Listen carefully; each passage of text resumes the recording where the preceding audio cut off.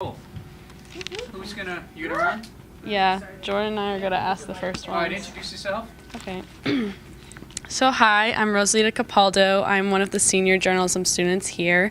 And then this is Jordan can do his. Hi, I'm Jordan Phelan. I'm also a senior here, journalism major with economics and mathematics as a minor. And so for this semester, we're mapping the economy and education within Rhode Island, and we were covering them throughout the elections and are just continuing to cover them on more of a national as well as local level. So our first question for you guys is, in your opinion, what is the value of a public education, if any, and why should the government, if they should, continue to contribute funding the public schools rather than private schools? And then we just are going to give you this mic because we're trying to record the audio for a project. Okay, well, I'm a big supporter of public education, and I do think it's an obligation of our society to publicly educate our children, and I believe there's certainly a role for private schools and charter schools, but I think the funding priority must be the public system. In Pennsylvania, where I come from, we have a public charter law where charter schools are funded by the taxpayer, but they're supposed to be open to everyone so that there's still that universal educational aspect. But in practice, it doesn't work that way. The better charters have lotteries, and so deserving young kids can't get in if they don't win the lottery.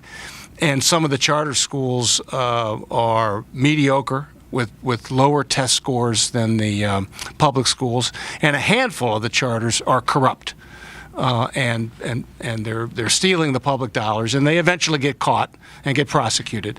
But there's some good and bad to the charter movement, but I remain a supporter of the public system, the neighborhood school.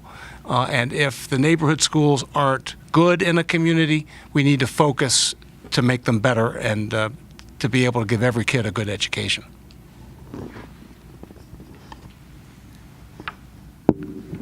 That was an excellent question. But the real question is this: are the children getting their money's worth? And are the parents getting their money's worth? And I guess most importantly, are the taxpayers getting their money's worth?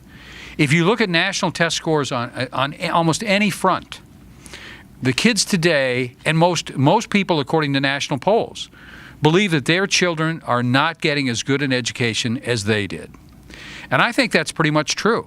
We were talking earlier about how even the young people who came to work from us from very good universities that had very high GPAs, they couldn't write. And they would come out to Washington to work on our offices. So the obligation, it seems to me, not just of the state and the federal government, is not to fund schools, it's to fund children. I mean, we have a moral obligation to make certain that every child in America, no matter what their skin color, no matter what their background, no matter where they came from, every child in the United States of America has a right to a basic and an important and a quality education. And it seems to me that gets lost in the debate about how much we're going to fund the schools. We don't hold schools accountable. We don't hold teachers accountable. In every other walk of life, people are held accountable for the results they get. I sold school supplies for a number of years, and the old joke was, what do you call a superintendent of schools? It's a football coach that had 3 consecutive losing seasons, okay? And part of the reason is in athletics, we were talking about this at lunch, we post the scores every Friday night. People read the scores, and we hold the coaches accountable for the results.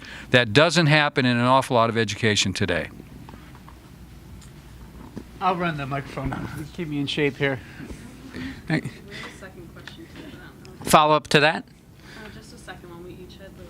Oh, okay. Okay. So still on the topic of education, the purpose of education is to obviously educate our youth. So why do you see religion being such a necessary factor of this process?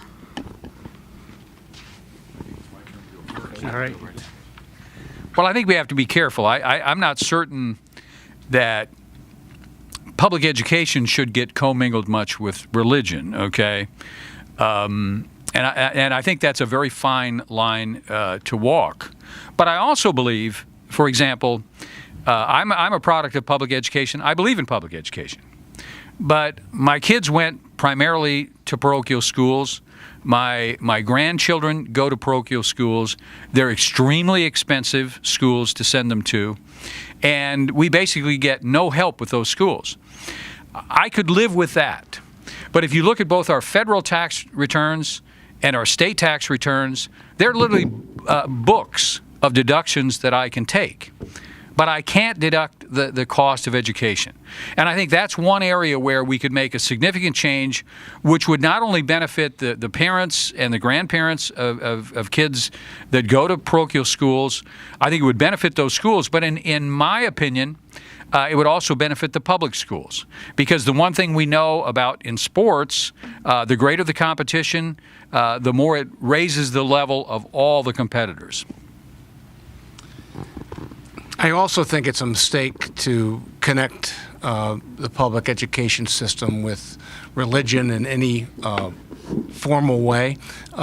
Gil is right to kind of focus in on the whole question of does that separation of school and religion forbid public vouchers to be paid for private school tuition, or maybe just parochial school education. That's been a big debate in Pennsylvania through the years, and in fact, public taxpayers in Pennsylvania do pay for public school nurses to serve Catholic schools. The courts have allowed a little bit of carve-out. Busing, transportation is provided by the public taxpayer for Catholic schools in Pennsylvania. So they've tried to offer some support. But it's kind of a slippery slope, and the more we consider or provide public tax dollars for non-public schools, the less money is available for the public school system. If we could find new money to pay vouchers for parochial tuition or something, well, that'd be something to consider. But there's not new money to be found. No one's willing to raise taxes for a new program like that. So I just don't want to see the public system shortchanged any more than it already is. Just a programming note, you hear at Roger Williams University, he had a few things to say about separation of church and state, so good answer. Could I just ask you for your reflections on what you just heard with C.J. Chivers? Congressman, you wrote a book about Iraq, didn't you? I did. I wrote a book about the kind of the political process and legislative process that got us into Iraq. Mr. Chivers writing and speaking so effectively today about the impact on the soldiers and their lives, and I think he spared us some of the difficult details that I think are in his book, and I'm anxious to read it. I think he's doing a good thing. He's clearly concerned that there's a disconnect between American society and our war fighters. He's right. If we had a draft, people would care a whole lot more about the wars we get in and how we use our military. I had a low draft number to go to Vietnam. I was about 50th, as I recall, and because of that, I didn't want to leave the country. But I thought, and my parents thought, that the Vietnam War was a bad idea. I joined an Army Reserve unit, so I obeyed the law and met my obligation that way. But that meant, somebody else had to go and serve in my place, because I was able to avoid Army service by going into the reserves. Somebody else probably went to Vietnam instead of me. It's so arbitrary. A draft would level that out. What actually I favor is mandatory public service, universal service, if you will. It wouldn't have to be military service. It could be Vista, Peace Corps obligation. But I think all Americans at sometime between the age of 19 and 25 or something like that ought to have some obligation for public service. Well, I just have to say that the presentation that he made, I hope you were all there, and I hope you heard it, and I hope you don't forget at least those first several paragraphs of his book. I found his presentation compelling, and I told him afterwards that there was nothing that he said that I disagree with. And it is a story that needs to be told. I happen to believe, and I'm not certain he understood my question, but I happen to believe that the advent of standoff weapons, these drone attacks and so forth, have made us believe that war is antiseptic. And we've somehow become divorced from what is still happening in that part of the world. And we still linger under this illusion that our military power can solve what essentially are political and religious and cultural issues that have been festering for 2,000 years. And I think, one of the things that drove us into this prolonged engagement in that part of the world is what I describe as American hubris, and particularly at the highest levels of our Pentagon. Now, he didn't exactly say this, but I've met an awful lot of generals. I've met a lot of our senior people at the Pentagon, and anyone who believes that those people aren't intensely political is living in a different universe. I mean, they are very political people. That's how they got to those positions. And their answer to so many questions as a former member of the Budget Committee is, well, if you give us the funding, we can solve that problem. The truth of the matter is, whether it's nation building or a lot of the other cultural problems that exist around the world, there are limits to what the American military can do, and there are limits to what politicians should ask them to do. And so I found his presentation both timely and incredibly compelling. Thank you. All right, next question. Megan? Yeah, I think you later.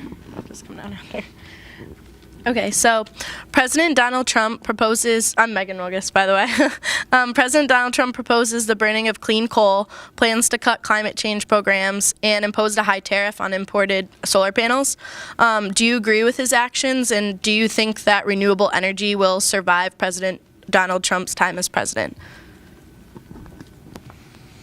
Who wants to start?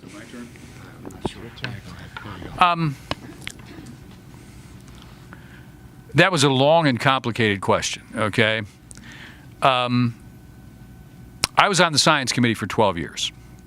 And in that position, I got to meet some of the top scientists in the world. And I was the vice chair of that committee for, I think, the last 8 years of my service, of 12 years in the Congress. One of the people who would come in and meet with me at least once a year was the head of NOAA, the National Oceanic Atmospheric Administration.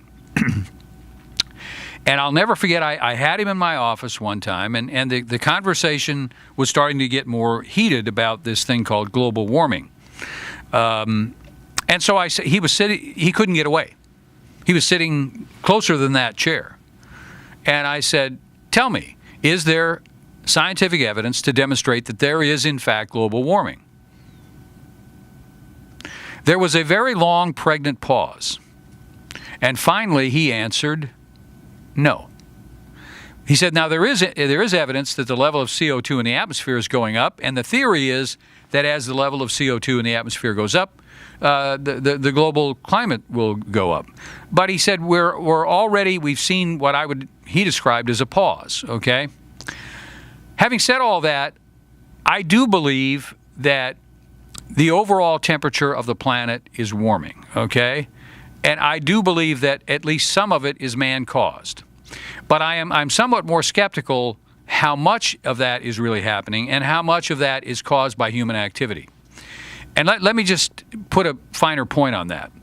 I talked to my wife this morning. I emailed my wife this morning in Rochester, Minnesota, and when she got up this morning, it was 6 degrees, and it was snowing. When I left Rochester yesterday, it was 20 degrees and snowing, okay? I used to joke about this, that on behalf of my constituents, if there be such thing as global warming, let us have more of it. I tell the story of Rochester, Minnesota, because my wife and I built our home on the north side of Rochester. And there are hills on the north side of Rochester that geologists tell us was left there. They were left there by the last glacial period. And we live on the top of one of those hills. And a geologist whose opinions I respect told me that less than 10,000 years ago, there was a sheet of ice on our property that was probably almost 100 feet high. So have we had global warming over the last 10,000 years? Absolutely. But before that, we had a very long period of global warming, or global cooling.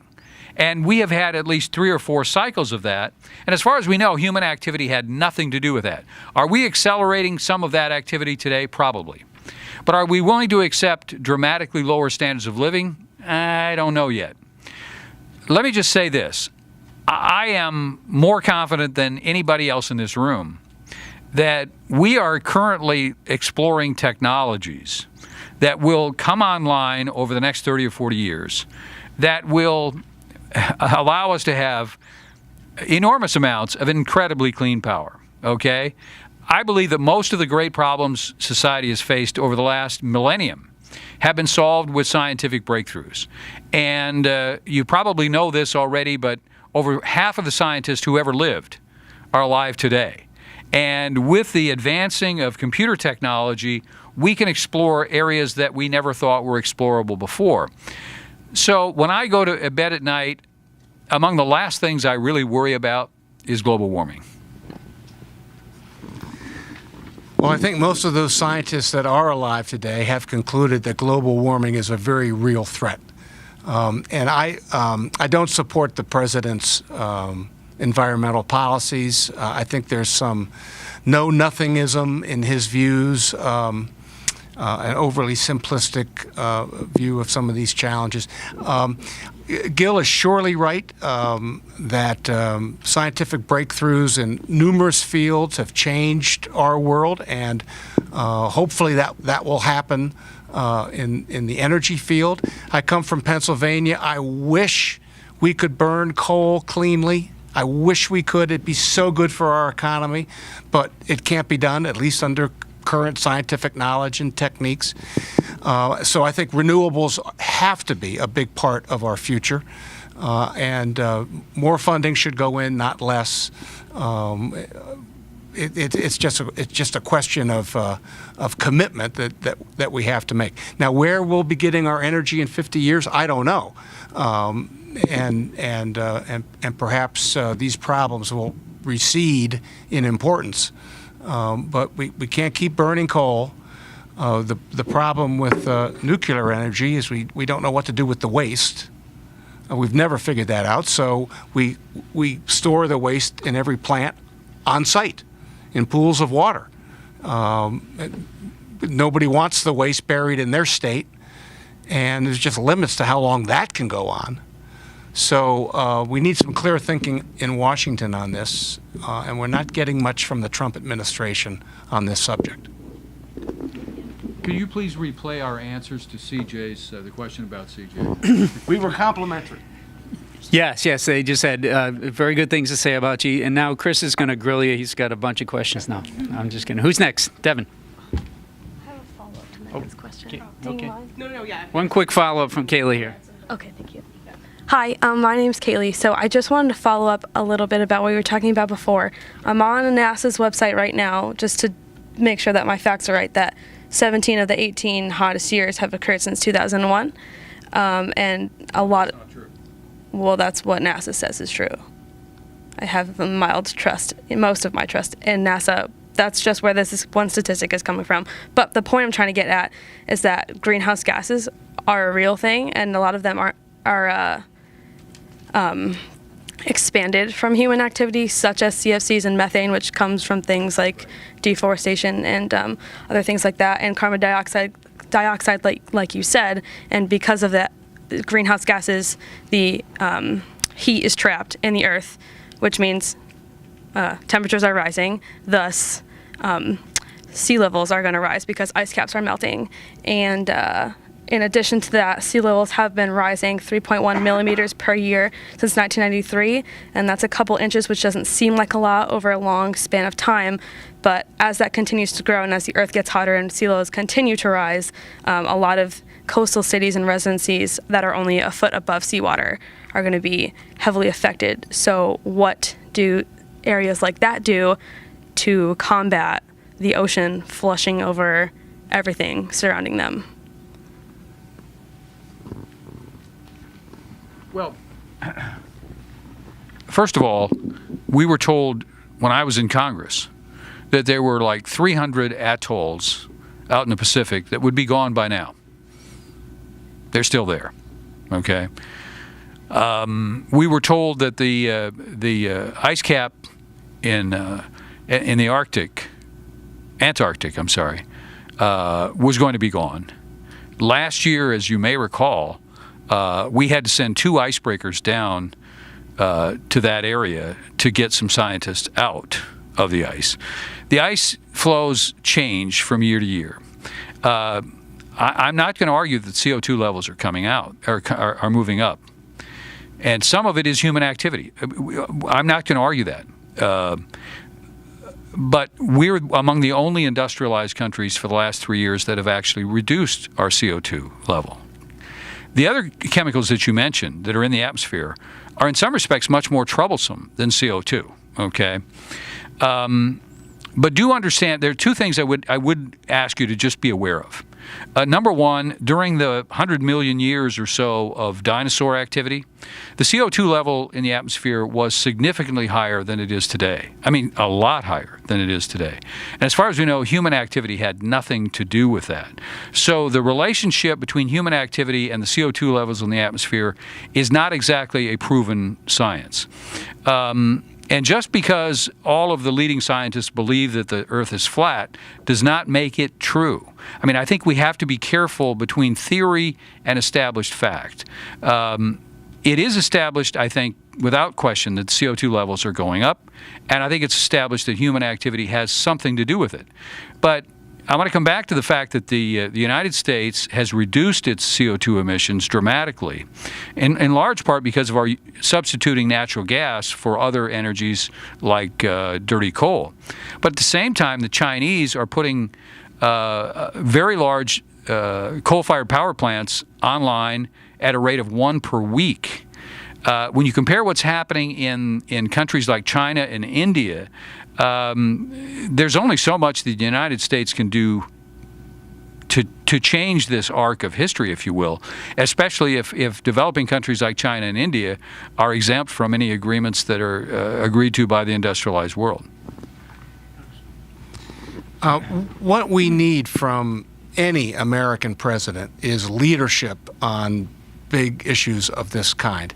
And I was very sorry that President Trump took us out of the Paris Climate Treaty. I think that's the right title.